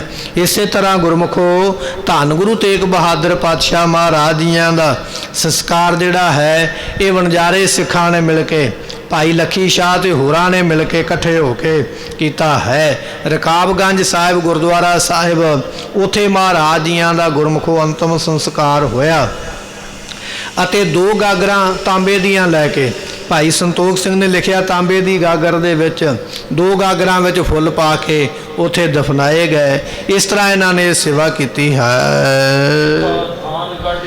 ਜਿੱਥੇ ਚਿਖਾ ਬਣਾਈ ਸੀ ਨਾ ਇਹਨਾਂ ਨੇ ਸੰਸਕਾਰ ਹੋਇਆ, ਚਿਖਾ ਦੇ ਫੁੱਲ ਗਾਗਰਾਂ ਵਿੱਚ ਪਾ ਕੇ ਉਸੇ ਜਗ੍ਹਾ ਤੇ ਟੋਇਆ ਪੱਟ ਲਿਆ। ਜਿੱਥੇ ਚਿਖਾ ਰਚੀ ਸੀ ਨਾ ਉਸੇ ਜਗ੍ਹਾ ਤੇ ਟੋਇਆ ਪੱਟ ਕੇ ਉਹਦੇ ਥੱਲੇ ਤੇ ਕਹਿਣ ਲੱਗੇ ਫਿਰ ਛੇਤੀ ਦੇ ਨਾਲ ਕੋਈ ਵੀ ਜਾਣ ਨਹੀਂ ਸਕਿਆ। ਕਿਸੇ ਨੂੰ ਪਤਾ ਹੀ ਨਹੀਂ ਲੱਗਾ ਵੀ ਇਹ ਅੱਗ ਕਿੱਥੋਂ ਆਈ ਹੈ, ਅੱਗ ਛੱਪਰਾਂ ਨੂੰ ਕਿਉਂ ਲੱਗੀ ਹੈ, ਇੰਨੇ ਛੱਪਰ ਕਿਉਂ ਸੜੇ ਨੇ, ਇਹਨਾਂ ਨੇ ਫੁੱਲ ਕਿਉਂ ਚੁਗੇ ਨੇ, ਧਰਤੀ ਵਿੱਚ ਕਿਉਂ ਦੱਬੇ। ਸਤਿਗੁਰਾਂ ਨੇ ਇਹੋ ਜਿਹਾ ਮੱਤ ਤੇ ਪਰਦਾ ਪਾਇਆ ਸਾਰਿਆਂ ਦੇ, ਇਹੋ ਜੀ ਮਾਇਆ ਦਾ ਆਪਣੀ ਦਾ ਪਸਾਰਾ ਕੀਤਾ। ਕੋਈ ਵੀ ਇਸ ਗੱਲ ਨੂੰ ਸਮਝ ਨਹੀਂ ਸਕਿਆ ਵੀ ਇੱਥੇ ਹੋਇਆ ਤੇ ਕੀ ਹੋਇਆ ਹੈ। ਇਸ ਤਰ੍ਹਾਂ ਇਹ ਸੇਵਾ ਕਰਦੇ ਹਨ। ਇਸ ਤਰ੍ਹਾਂ ਮਹਾਰਾਜ ਜੀਆਂ ਦਾ ਇਹਨਾਂ ਨੇ ਗੁਰਮੁਖੋ ਚੰਗੀ ਤਰ੍ਹਾਂ ਸੰਸਕਾਰ ਕੀਤਾ ਹੈ ਇਹਨਾਂ ਸਾਰਿਆਂ ਸਿੱਖਾਂ ਨੇ ਮਿਲ ਕੇ। ਤੇ ਜਦੋਂ ਸੰਸਕਾਰ ਹੋ ਗਿਆ ਗੁਰੂ ਘਰ ਦੀ ਮਰਿਆਦਾ ਨਿਭਾਉਂਦਿਆਂ ਹੋਇਆਂ ਫਿਰ ਕੜਾਹ ਪ੍ਰਸ਼ਾਦ ਦੀ ਦੇਗ ਖੁੱਲ੍ਹਾ ਪ੍ਰਸ਼ਾਦ ਉੱਥੇ ਇਹਨਾਂ ਨੇ ਘੜੋਂ ਪ੍ਰਸ਼ਾਦ ਤੋਂ ਘੜੋਂ ਤੋਂ ਭਾਵ ਹੁੰਦਾ ਬਹੁਤਾ ਖੁੱਲ੍ਹਾ ਕੜਾਹ ਪ੍ਰਸ਼ਾਦ ਦੇਸੀ ਘਿਓ ਦਾ ਬਣਵਾਇਆ ਗਿਆ। ਅਰਦਾਸ ਕੀਤੀ ਗਈ ਸਾਹਿਬ ਸਤਿਗੁਰੂ ਤੇਗ ਬਹਾਦਰ ਪਾਤਸ਼ਾਹ ਦੇ ਚਰਨਾਂ ਵਿੱਚ, ਗੁਰੂ ਨਾਨਕ ਦੇਵ ਪਾਤਸ਼ਾਹ ਦੇ ਚਰਨਾਂ ਵਿੱਚ ਅਰਦਾਸ ਬੇਨਤੀ ਫਿਰ ਕਰਕੇ ਤੇ ਸਾਰੀ ਸੰਗਤ ਵਿੱਚ ਵਰਤਾ ਦਿੱਤਾ। ਜਿਹੜੇ ਪ੍ਰੇਮੀ ਨੇਮੀ ਸਿੱਖ ਸਨ ਉਹਨਾਂ ਦੇ ਨਾਲ ਫਿਰ ਰਾਬਤਾ ਕਾਇਮ ਕੀਤਾ। ਦੱਸਿਆ ਗਿਆ ਭਾਈ ਇਹ ਸੰਸਕਾਰ ਦੀ ਸੇਵਾ ਅਸੀਂ ਕੀਤੀ ਹੈ, ਇਸ ਜਗ੍ਹਾ ਤੇ ਅਸੀਂ ਸੰਸਕਾਰ ਕੀਤਾ ਹੈ। ਫਿਰ ਉਹ ਸੰਗਤਾਂ ਜਿਹੜੀਆਂ ਸਨ ਪ੍ਰੇਮੀ ਨੇਮੀ ਭਾਵਨਾ ਵਾਲੀਆਂ ਉਹ ਸਾਰੀਆਂ ਆਪੋ ਆਪਣੇ ਘਰਾਂ ਤੋਂ ਚੱਲ ਕੇ ਆ ਗਈਆਂ। ਉਸ ਜਗ੍ਹਾ ਤੇ ਫਿਰ ਸਾਰੀ ਸੰਗਤ ਨੇ ਅਰਦਾਸ ਕਰਕੇ ਕੜਾਹ ਪ੍ਰਸਾਦੀਆਂ ਦੇਗਾਂ ਵੰਡੀਆਂ ਹਨ। ਅਤੇ ਜਿਹੜੇ ਗੁਰਮੁਖ ਕੀਰਤਨ ਜਾਣਦੇ ਸਨ, ਬਾਣੀ ਪੜ੍ਹਦੇ ਸਨ, ਉਹਨਾਂ ਨੇ ਫਿਰ ਉੱਥੇ ਬੈਠ ਕੇ ਕੀਰਤਨ ਕੀਤਾ ਵੀ ਇੱਥੇ ਮਹਾਰਾਜ ਜੀਆਂ ਦਾ ਅੰਤਮ ਦਾਹ ਹੋਇਆ, ਅੰਤਮ ਸੰਸਕਾਰ ਹੋਇਆ। ਗੁਰੂ ਕੇ ਕੀਰਤਨੀਏ ਬਾਣੀ ਪੜ੍ਹਨ ਵਾਲੇ ਰਵਾਬੀ ਸਿੱਖ ਬੈਠ ਕੇ ਕੀਰਤਨ ਕਰਦੇ ਪਏ, ਸੰਗਤਾਂ ਬੈਠ ਕੇ ਸਰਵਣ ਕਰ ਰਹੀਆਂ ਹਨ। ਤੇ ਫਿਰ ਉਸ ਵੇਲੇ ਗੁਰਮੁਖੋ ਅਰਦਾਸ ਕੀਤੀ ਗਈ। ਅਰਦਾਸ ਕਰਕੇ ਭੋਗ ਲਵਾ ਕੇ ਫਿਰ ਕੜਾਹ ਪ੍ਰਸ਼ਾਦ ਦੀ ਦੇਗ ਸਾਰਿਆਂ ਵਿੱਚ ਜਿੰਨੀਆਂ ਸੰਗਤਾਂ ਆਈਆਂ ਸਾਰਿਆਂ ਦੇ ਵਿੱਚ ਪ੍ਰਸ਼ਾਦ ਉਸ ਵੇਲੇ ਵਰਤਿਆ ਹੈ। ਇਸ ਤਰ੍ਹਾਂ ਸਾਰੇ ਤਰੀਕਿਆਂ ਦੇ ਨਾਲ ਇਹ ਜੋੜ ਮੇਲ ਕੀਤਾ ਹੈ। ਪਹਿਲਾਂ ਤੇ ਮਹਾਰਾਜ ਜੀਆਂ ਦੇ ਸਰੀਰ ਨੂੰ ਚਾਂਦਨੀ ਚੌਕ ਵਿੱਚੋਂ ਚੁੱਕੇ ਲਿਆਂਦਾ, ਫਿਰ ਉਸ ਨੂੰ ਹਿਫਾਜ਼ਤ ਦੇ ਨਾਲ ਇੱਥੇ ਲਿਆ ਕੇ ਰੱਖਿਆ, ਫਿਰ ਸੰਸਕਾਰ ਕੀਤਾ, ਫਿਰ ਫੁੱਲ ਇਕੱਠੇ ਕਰਕੇ ਦਫਨਾਏ, ਫਿਰ ਕੀਰਤਨ ਕਰਵਾਇਆ, ਸੰਗਤ ਨੂੰ ਇਕੱਠੇ ਕਰਕੇ ਫਿਰ ਅਰਦਾਸ ਕੀਤੀ, ਫਿਰ ਕੜਾਹ ਪ੍ਰਸਾਦੀਆਂ ਦੇਗਾਂ ਵਰਤਾ ਕੇ ਇਹ ਸਾਰੀ ਦੀ ਸਾਰੀ ਸੇਵਾ ਜਿਹੜੀ ਹੈ ਇਸ ਨੂੰ ਮੁਕੰਮਲ ਕਰਕੇ ਪੂਰਾ ਕਰਕੇ ਤੇ ਕਹਿਣ ਲੱਗੇ ਸੰਗਤ ਦੇ ਮਨ ਵਿੱਚ ਬੜੀ ਸ਼ਰਧਾ ਹੈ, ਬੜੀ ਭਾਵਨਾ, ਬਹੁਤੀ ਪ੍ਰੀਤੀ ਮਨ ਵਿੱਚ ਰੱਖ ਕੇ ਤੇ ਕਹਿਣ ਲੱਗੇ ਉਸ ਵੇਲੇ ਜਿੱਥੇ ਚਿਖਾ ਸੀ ਨਾ ਉੱਥੇ ਫਿਰ ਛਪਰੀ ਬਣਾ ਦਿੱਤੀ, ਥੱਲੇ ਫੁੱਲ ਦੱਬ ਦਿੱਤੇ, ਮਿੱਟੀ ਬਰਾਬਰ ਕਰਕੇ ਪੱਧਰ ਕਰਕੇ ਉਹਦੇ ਉੱਪਰ ਛੱਪਰ ਪਾ ਦਿੱਤਾ ਵੀ ਕਿਸੇ ਨੂੰ ਬਾਅਦ ਵਿੱਚ ਪਤਾ ਨਾ ਲੱਗੇ, ਕੋਈ ਬਾਅਦ ਵਿੱਚ ਇੱਥੇ ਫੋਲਾ ਫਾਲੀ ਨਾ ਆ ਕੇ ਕਰੇ, ਕੋਈ ਲੱਭਣ ਦਾ ਯਤਨ ਨਾ ਕਰੇ। ਹੁਣ ਮਹਾਰਾਜ ਜੀਆਂ ਦਾ ਸਥਾਨ ਵੀ ਸਾਂਭ ਕੇ ਰੱਖਣਾ ਕਿ ਇੱਥੇ ਆਉਣ ਵਾਲੇ ਸਮੇਂ ਵਿੱਚ ਯਾਦਗਾਰ ਵੀ ਬਣਨੀ ਹੈ। ਇਹਨਾਂ ਲਵਾਣੇ ਸਿੱਖਾਂ ਨੇ ਮਿਲ ਕੇ ਥੱਲੇ ਗਾਗਰ ਦੇ ਫੁੱਲ ਦੱਬ ਕੇ ਉੱਤੇ ਪੋਚਾ ਮਾਰ ਕੇ ਚੰਗੀ ਤਰ੍ਹਾਂ ਸਫਾਈ ਕਰਕੇ ਉਹਦੇ ਉੱਪਰ ਫਿਰ ਛੱਪਰ ਬੰਨ੍ਹ ਦਿੱਤਾ, ਪਹਿਲਾਂ ਦੇ ਵਾਂਗ ਫਿਰ ਝੌਂਪੜੀ ਬਣਾ ਦਿੱਤੀ ਹੈ ਅਤੇ ਮਹਾਰਾਜ ਦੀ ਯਾਦ ਵਿੱਚ ਇਹ ਨਿਸ਼ਾਨੀ ਰਵੇ, ਇਸ ਤਰ੍ਹਾਂ ਸੇਵਾ ਕਰਦੇ ਹਨ। ਅਤੇ ਫਿਰ ਉਸ ਜਗ੍ਹਾ ਦੇ ਉੱਪਰ ਇਹ ਦਿੱਲੀ ਦੀਆਂ ਸੰਗਤਾਂ ਹਰ ਰੋਜ਼ ਉੱਥੇ ਦੇਸੀ ਘਿਓ ਦਾ ਦੀਵਾ ਜਗਦਾ ਰਿਹਾ। ਜਿੰਨਾ ਚਿਰ ਯਾਦਗਾਰ ਨਹੀਂ ਨਾ ਬਣੇ ਉਹਨਾਂ ਚਿਰ ਇਹ ਸੰਗਤਾਂ ਮਹਾਰਾਜ ਦੀ ਨਿਸ਼ਾਨੀ ਜਾਣ ਕੇ, ਸਤਿਗੁਰਾਂ ਦਾ ਸਥਾਨ ਜਾਣ ਕੇ ਫਿਰ ਦੇਸੀ ਘਿਓ ਦਾ ਦੀਵਾ ਸੰਗਤਾਂ ਆਪੋ ਆਪਣੇ ਸਮੇਂ ਮੁਤਾਬਕ ਆ ਕੇ ਜਗਾ ਕੇ ਉਸ ਸਥਾਨ ਤੇ ਬੈਠ ਕੇ ਬੰਦਗੀ ਕਰਦੀਆਂ, ਨਾਪ ਜਪਦੀਆਂ, ਸੇਵਾ ਕਰਦੀਆਂ ਹਨ। ਕਹਿਣ ਲੱਗੇ ਵੀ ਉਸ ਤੋਂ ਬਾਅਦ ਵਿੱਚ ਫਿਰ ਇਹ ਹਰਿਮੰਦਰ ਸਾਹਿਬ ਉੱਥੇ ਬਣਿਆ, ਉੱਥੇ ਇਮਾਰਤ ਬਣਾਈ ਗਈ, ਗੁਰਦੁਆਰਾ ਰਕਾਬਗੰਜ ਸਾਹਿਬ। ਇਹ ਤੇ ਬਾਅਦ ਦੀ ਕਥਾ ਹੈ। ਬਾਅਦ ਵਿੱਚ ਹੌਲੀ ਹੌਲੀ ਔਰੰਗਜ਼ੇਬ ਮਰ ਗਿਆ, ਖਾਲਸੇ ਨੇ ਰਾਜ ਉਸ ਵੇਲੇ ਇਸ ਧਰਤੀ ਦੇ ਉੱਪਰ ਜਦੋਂ ਹੋਇਆ ਤੇ ਫਿਰ ਸਰਦਾਰ ਬਘੇਲ ਸਿੰਘ ਵਰਗਿਆਂ ਗੁਰਮੁਖਾਂ ਨੇ, ਸਰਦਾਰ ਜੱਸਾ ਸਿੰਘ ਵਰਗਿਆਂ ਨੇ ਮਿਲ ਕੇ ਫਿਰ ਇਹ ਸਾਰੀਆਂ ਇਮਾਰਤਾਂ ਜਿਹੜੀਆਂ ਉਹਨਾਂ ਦੀ ਸੇਵਾ ਕਰਵਾਈ ਹੈ। ਉਹ ਇੱਥੇ ਕਥਾ ਨਹੀਂ ਤੁਹਾਨੂੰ ਸੁਣਾਈ। ਇਸ ਗੱਲ ਦੀ ਭਾਈ ਸੰਤੋਖ ਸਿੰਘ ਜੀ ਕਹਿੰਦੇ ਵੀ ਤੁਹਾਡੇ ਕੋਲੋਂ ਮਾਫੀ ਮੰਗਦੇ ਆ ਵੀ ਉੱਥੇ ਫਿਰ ਇਮਾਰਤ ਕਿਹਨੇ ਬਣਾਈ ਹੈ, ਉਹ ਇਮਾਰਤ ਕਿਵੇਂ ਬਣੀ, ਉਹ ਸੇਵਾ ਕਿਵੇਂ ਹੋਈਆਂ, ਉਹ ਯਾਦਗਾਰ ਕਿਵੇਂ ਬਣੀ ਹੈ, ਇਹ ਕਥਾ ਤੁਹਾਨੂੰ ਇੱਥੇ ਅਸੀਂ ਸੁਣਾ ਨਹੀਂ ਰਹੇ। ਇਸ ਕਥਾ ਨੂੰ ਇੱਥੇ ਹੀ ਛੱਡਦੇ ਪਏ ਕਿ ਮਹਾਰਾਜ ਜੀਆਂ ਦਾ ਸੰਸਕਾਰ ਕਰਕੇ ਉੱਥੇ ਇੱਕ ਛੱਪਰ ਬਣਾ ਕੇ ਇੱਕ ਕਮਰਾ ਬਣਾ ਦਿੱਤਾ ਗਿਆ ਕੱਖਾਂ ਦੇ ਨਾਲ ਅਤੇ ਸੰਗਤਾਂ ਉੱਥੇ ਆ ਕੇ ਦੀਵਾ ਜਗਾ ਕੇ ਬੈਠਦੀਆਂ, ਪੂਜਾ ਪਾਠ ਕਰਦੀਆਂ। ਉਸ ਤੋਂ ਬਾਅਦ ਵਿੱਚ ਕੀ ਹੋਇਆ, ਉੱਥੇ ਇਮਾਰਤ ਕਿਵੇਂ ਬਣੀ ਹੈ, ਯਾਦਗਾਰਾਂ ਕਿਵੇਂ ਲੱਭੀਆਂ, ਕਹਿੰਦੇ ਉਹ ਕਥਾ ਤੁਹਾਨੂੰ ਇੱਥੇ ਨਹੀਂ ਅਸੀਂ ਸੁਣਾਵਾਂਗੇ, ਇਸ ਕਥਾ ਨੂੰ ਇੱਥੇ ਛੱਡਦੇ ਹਾਂ ਅੱਗੇ ਜਾ ਕੇ। ਪਰ ਤੁਹਾਡੇ ਨਾਲ ਬਚਨ ਇਹ ਕਰਦੇ ਹਾਂ ਇਸ ਕਥਾ ਨੂੰ ਸੁਣਾਵਾਂਗੇ ਜ਼ਰੂਰ, ਪਰ ਅੱਗੇ ਜਾ ਕੇ ਸੁਣਾਵਾਂਗੇ। ਜਿੱਥੇ ਕਿਤੇ ਜਾ ਕੇ ਕੋਈ ਪ੍ਰਸੰਗ ਚੱਲੇਗਾ ਨਾ 10ਵੇਂ ਪਾਤਸ਼ਾਹ ਦੀ ਕਥਾ ਦੇ ਵਿੱਚ, ਉੱਥੇ ਜਾ ਕੇ ਫਿਰ ਤੁਹਾਨੂੰ ਇਹ ਰਕਾਬਗੰਜ ਦਾ ਇਤਿਹਾਸ ਜਿਹੜਾ ਹੈ ਕਿਵੇਂ ਕਿਵੇਂ ਕੀ ਕੀ ਬਾਅਦ ਵਿੱਚ ਹੋਇਆ, ਕਹਿੰਦੇ ਜਿੱਥੇ ਸਮਾਂ ਮਿਲੇਗਾ ਉੱਥੇ ਜਾ ਕੇ ਤੁਹਾਨੂੰ ਇਹ ਕਥਾ ਫਿਰ ਦੁਬਾਰਾ ਇਸ ਕਹਾਣੀ ਨੂੰ, ਇਸ ਸਾਖੀ ਨੂੰ ਫਿਰ ਆਪਾਂ ਅੱਗੇ ਸਰਵਣ ਕਰਾਂਗੇ, ਉਹ ਚੰਗੀ ਤਰ੍ਹਾਂ ਸੁਣਾਵਾਂਗੇ। ਇਹ ਨਹੀਂ ਵੀ ਕਥਾ ਮਾੜੀ ਜੀ ਸੁਣਾ ਕੇ ਤੇ ਅੱਗੇ ਲੰਘ ਜਾਵਾਂਗੇ, ਨਹੀਂ। ਰਕਾਬਗੰਜ ਵਿੱਚ ਕੀ ਕੀ ਹੋਇਆ, ਕਿਵੇਂ ਉਹ ਇਮਾਰਤਾਂ ਤਿਆਰ ਹੋਈਆਂ, ਕਿਵੇਂ ਸੰਗਤਾਂ ਨੇ ਸੇਵਾ ਕੀਤੀ, ਕਿਵੇਂ ਮਹਾਰਾਜ ਨੇ ਕਿਰਪਾ ਕੀਤੀ, ਉਹ ਕਥਾ ਚੰਗੀ ਤਰ੍ਹਾਂ ਖੋਲ੍ਹ ਕੇ ਵਿਸਥਾਰ ਦੇ ਨਾਲ ਕਿ ਤੁਹਾਨੂੰ ਸਮਝ ਪੈ ਜਾਵੇ ਗੁਰੂ ਦਾ ਇਤਿਹਾਸ, ਉਹ ਸੁਣਾਵਾਂਗੇ ਜ਼ਰੂਰ, ਪਰ ਸੁਣਾਵਾਂਗੇ ਅੱਗੇ ਜਾ ਕੇ ਔਰ ਬੜੇ ਵਿਸਥਾਰ ਦੇ ਨਾਲ ਇਹ ਕਥਾ ਆਪ ਜੀ ਨੂੰ ਸਰਵਣ ਕਰਵਾਵਾਂਗੇ। ਸਮਝਾਓ। ਅਤੇ ਗੁਰੂ ਕੇ ਸਿੱਖਾਂ ਨੂੰ ਮੈਂ ਖੁਸ਼ ਕਰ ਦਿਆਂਗਾ। ਭਾਈ ਸੰਤੋਖ ਸਿੰਘ ਜੀ ਲਿਖਦੇ ਪਏ ਆਪਣੀ ਕਲਮ ਦੇ ਨਾਲ ਬਚਨ ਦਿੰਦੇ ਪਏ, ਕਹਿਣ ਲੱਗੇ ਗੁਰੂ ਕੀ ਸੰਗਤ ਮੈਂ ਇੰਨੀ ਸੋਹਣੀ ਕਥਾ ਲਿਖਾਂਗਾ ਕਿ ਸੁਣਨ ਵਾਲੇ ਸਿੱਖ ਖੁਸ਼ ਹੋ ਜਾਣਗੇ, ਪ੍ਰਸੰਨ ਹੋ ਜਾਣਗੇ, ਇੰਨੀ ਸੋਹਣੀ ਕਥਾ ਲਿਖਾਂਗਾ। ਸੋ ਭਾਈ ਸੰਤੋਖ ਸਿੰਘ ਜੀਆਂ ਦੇ ਉੱਪਰ ਧੰਨ 10ਵੇਂ ਪਾਤਸ਼ਾਹ ਮਹਾਰਾਜ ਜੀਆਂ ਦੀ ਡਾਢੀ ਕਿਰਪਾ ਹੈ। ਬੜੀ ਸੋਹਣੀ ਛੰਦਾਬੰਦੀ ਲਿਖ ਕੇ ਕੱਲੇ ਕੱਲੇ ਸਥਾਨ ਤੇ ਜਾ ਕੇ ਗੁਰਮੁਖਾਂ ਦੀ ਗੱਲਾਂ ਕਰਨੀਆਂ ਬੜੀਆਂ ਸੌਖੀਆਂ।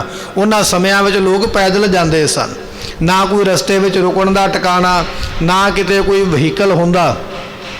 ਕੱਲੇ ਕੱਲੇ ਸਥਾਨ ਤੇ ਜਾ ਕੇ ਲੱਭ ਕੇ ਨਿਸ਼ਾਨੀਆਂ ਮਹਾਰਾਜ ਦੀਆਂ ਸੰਗਤਾਂ ਕੋਲੋਂ ਪੁੱਛ ਕੇ ਤੇ ਫਿਰ ਕਥਾ ਨੂੰ ਪੂਰਿਆ ਕੀਤਾ ਹੈ। ਕਈ ਸਾਲ ਲੱਗ ਗਏ ਭਾਈ ਸੰਤੋਖ ਸਿੰਘ ਜੀਆਂ ਨੂੰ। ਕਹਿਣ ਲੱਗੇ ਘਰ ਵਿੱਚ ਇੰਨੀ ਗਰੀਬੀ ਹੈ, ਵਿਦਵਾਨਾਂ ਨੇ ਲਿਖਿਆ ਵੀ ਘਰ ਦੇ ਵਿੱਚ ਬੱਚਿਆਂ ਦੇ ਮੂੰਹ ਦੇ ਵਿੱਚ ਇੱਕ ਟਾਈਮ ਰੋਟੀ ਪੈਂਦੀ ਹੈ ਤੇ ਇੱਕ ਟਾਈਮ ਬੱਚੇ ਭੁੱਖੇ ਰਹਿੰਦੇ ਨੇ। ਜਿਨ੍ਹਾਂ ਨੇ ਇਤਿਹਾਸ ਲਿਖਿਆ ਨਾ, ਏਡੀ ਵੱਡੀ ਕੁਰਬਾਨੀ ਹੈ ਉਹਨਾਂ ਦੀ ਕਿ ਇੱਕ ਟਾਈਮ ਭੋਜਨ ਪੱਕਦਾ ਤੇ ਦੂਜੇ ਟਾਈਮ ਨਹੀਂ, ਦੂਜਾ ਟਾਈਮ ਸਾਰਾ ਪਰਿਵਾਰ ਭੁੱਖਾ ਰਹਿੰਦਾ। ਤੇ ਕਦੇ ਕਦੇ ਬੱਚਿਆਂ ਨੇ ਕਹਿ ਦੇਣਾ ਜਾਂ ਭਾਈ ਸਾਹਿਬ ਕਹਿੰਦੇ ਵੀ ਸਾਡੀ ਪਤਨੀ ਨੇ ਕਹਿ ਦੇਣਾ ਵੀ ਰਾਤ ਨੂੰ ਕੀ ਖਾਵਾਂਗੇ, ਕੱਲ ਨੂੰ ਕੀ ਛਕਣਾ, ਘਰ ਵਿੱਚ ਤੇ ਆਟਾ ਦਾਣਾ ਹੈ ਹੀ ਨਹੀਂ।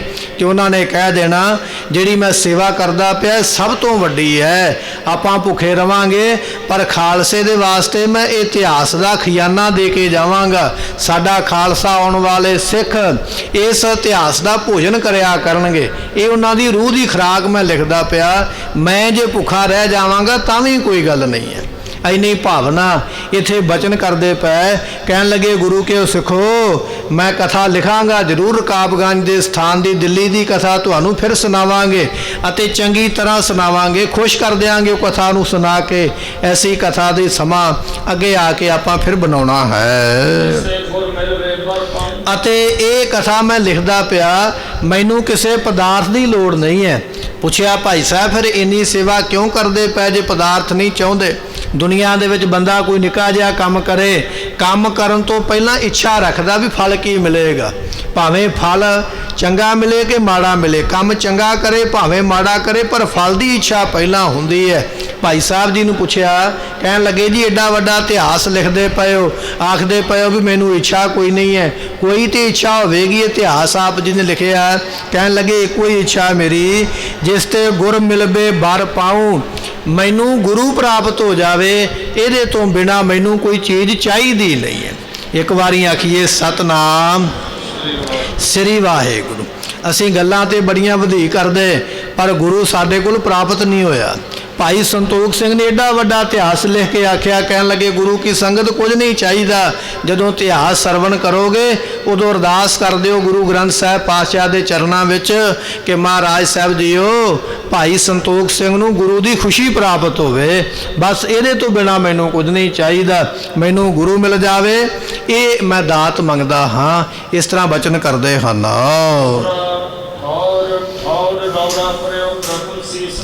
ਇਹ ਥਾਵਾਂ ਦੇ ਦਿੱਲੀ ਵਿੱਚ ਰੌਲਾ ਪੈ ਗਿਆ। ਪਹਿਲਾ ਰੌਲਾ ਇਹ ਪਿਆ ਕਿ ਮਹਾਰਾਜ ਦਾ ਸੀਸ ਨਹੀਂ ਲੱਭਾ ਕਿਸੇ ਨੂੰ, ਸੀਸ ਨਹੀਂ ਲੱਭਾ ਕਿਸੇ ਨੂੰ। ਪਹਿਲਾਂ ਇਸ ਗੱਲ ਦਾ ਰੌਲਾ ਪੈ ਗਿਆ ਹੈ। ਹੁਣ ਦੂਜੀ ਗੱਲ ਇਹ ਆ ਵੀ ਮਹਾਰਾਜ ਦਾ ਧੜ ਵੀ ਲੋਪ ਹੋ ਗਿਆ। ਹੁਣ ਹੈਰਾਨੀ ਤੇ ਹੋਵੇਗੀ ਨਾ, ਇੱਕ ਕੰਮ ਇੱਕ ਵਾਰੀ ਹੋ ਜਾਵੇ ਤੇ ਬੜੀ ਵੱਡੀ ਹੈਰਾਨੀ ਹੈ, ਉਹੀ ਕੰਮ ਦੁਬਾਰਾ ਫਿਰ ਹੋ ਜਾਵੇ ਉਸ ਤੋਂ ਵੀ ਵੱਡੀ ਹੈਰਾਨੀ ਹੈ। ਦੁਨੀਆ ਦੇ ਲੋਕ ਗੱਲਾਂ ਕਰਦੇ ਇਹ ਕੀ ਬਣਿਆ ਹੈ। ਪਹਿਲਾਂ ਤੇ ਸਾਨੂੰ ਮਹਾਰਾਜ ਦਾ ਸੀਸ ਨਹੀਂ ਲੱਭਾ, ਫਿਰ ਧੜ ਸਾਡੇ ਸਾਹਮਣੇ ਪਿਆ ਹੋਇਆ ਪਤਾ ਨਹੀਂ ਕਿੱਧਰ ਚਲੇ ਗਿਆ। ਇਹ ਦਿੱਲੀ ਦੇ ਵਿੱਚ ਗੱਲਾਂ ਸ਼ੁਰੂ ਹੋ ਗਈਆਂ, ਇਹ ਖਬਰਾਂ ਔਰੰਗਜ਼ੇਬ ਤੱਕ ਪਹੁੰਚ ਗਈਆਂ ਕਿ ਮਹਾਰਾਜ ਦਾ ਸੀਸ ਵੀ ਗਵਾ ਬੈਠੇ, ਮਹਾਰਾਜ ਦਾ ਧੜ ਵੀ ਅਸੀਂ ਗਵਾ ਬੈਠੇ। ਥਾਵਾਂ ਦੇ ਦਿੱਲੀ ਵਿੱਚ ਰੌਲਾ ਪੈ ਗਿਆ। ਜਦੋਂ ਬਾਦਸ਼ਾਹ ਔਰੰਗਜ਼ੇਬ ਨੂੰ ਪਤਾ ਲੱਗਾ ਉਹ ਅੱਗੇ ਕਿਹੜੇ ਫੈਸਲੇ ਕਰਦਾ, ਕਿਹੜੇ ਔਰੰਗਜ਼ੇਬ ਹੁਕਮ ਸੁਣਾਉਂਦਾ। ਇੱਧਰੋਂ ਭਾਈ ਜੈਤਾ ਜੀ ਸੀਸ ਲੈ ਕੇ ਕਿਵੇਂ ਪਹੁੰਚਦੇ ਅਨੰਦਪੁਰ ਸਾਹਿਬ, 10ਵੇਂ ਪਾਤਸ਼ਾਹ ਮਹਾਰਾਜ ਕਿਹੜੇ ਬਚਨ ਕਰਨਗੇ, ਇਹ ਆਪਾਂ ਕੱਲ ਦੇ ਦੀਵਾਨ ਵਿੱਚ ਇਤਿਹਾਸ ਬਚਨ ਸਰਵਣ ਕਰਾਂਗੇ। ਆਪ ਸੰਗਤਾਂ ਨੇ ਫਿਰ ਕੱਲ ਨੂੰ ਸਮੇਂ ਸਿਰ ਪਹੁੰਚ ਕੇ ਇਹ ਗੁਰੂ ਦਾ ਇਤਿਹਾਸ ਸਰਵਣ ਕਰਨ ਵਾਲਾ ਜਿਹੜਾ ਸਾਨੂੰ ਕਿਤੇੋਂ ਪ੍ਰਾਪਤ ਨਹੀਂ ਹੋਣਾ। ਆਪ ਵੀ ਆਇਆ ਕਰੋ, ਬੱਚਿਆਂ ਨੂੰ ਲੈ ਕੇ ਆਂਢੀਆਂ ਗੁਆਂਢੀਆਂ ਨੂੰ ਆਪ ਕਹਿ ਕੇ ਨੇਮ ਦੇ ਨਾਲ ਪ੍ਰੇਮ ਦੇ ਨਾਲ। ਇਹ ਬੜੀ ਵੱਡੀ ਸੇਵਾ ਹੈ। ਜਦੋਂ ਆਪਾਂ ਕਿਸੇ ਨੂੰ ਨਾਲ ਲੈ ਕੇ ਆਵਾਂਗੇ, ਜਿੰਨਾ ਸਮਾਂ ਉਹ ਸੰਗਤ ਵਿੱਚ ਬੈਠਦਾ ਉਹਦਾ ਮਹਾਤਮ ਫਲ ਸਾਨੂੰ ਵੀ ਪ੍ਰਾਪਤ ਹੁੰਦਾ ਹੈ। ਸੋ ਇਸ ਕਰਕੇ ਜਦੋਂ ਸੰਗਤ ਵਿੱਚ ਆਉਂਦੇ ਹੋ, ਆਪਣੇ ਜਿਹੜੇ ਪੜੋਸੀ ਗੁਆਂਢੀ ਨੇ, ਜਾਣਕਾਰ ਨੇ, ਮਿੱਤਰ ਨੇ, ਉਹਨਾਂ ਨੂੰ ਬੁਲਾ ਕੇ ਨਾਲ ਲੈ ਕੇ ਸੰਗਤ ਵਿੱਚ ਆਇਆ ਕਰੋ। ਬੱਚਿਆਂ ਨੂੰ ਨਾਲ ਲਿਆਇਆ ਕਰੋ, ਇਤਿਹਾਸ ਦਾ ਪਤਾ ਲੱਗੇ। ਇਹ ਬਹੁਮੁੱਲੇ ਬਚਨ ਸਾਡੀ ਝੋਲੀ ਪੈ ਰਹੇ ਨੇ। ਗੁਰੂ ਰਹਿਮਤ ਕਰੇ, ਭੁੱਲਾਂ ਦੀ ਮੁਆਫੀ ਆਪ ਸੰਗਤਾਂ ਨੇ ਫਿਰ ਕੱਲ ਨੂੰ ਸਮੇਂ ਸਿਰ ਪਹੁੰਚਣ ਦੀ ਕਿਰਪਾਲਤਾ ਕਰਨੀ। ਲੇਖਾ ਕਤਹਿ ਨ ਛੁਟੀਐ, ਬਖਸ਼ਨਹਾਰ ਬਖਸ਼ ਲੈ। ਵਾਹਿਗੁਰੂ ਜੀ ਕਾ ਖਾਲਸਾ।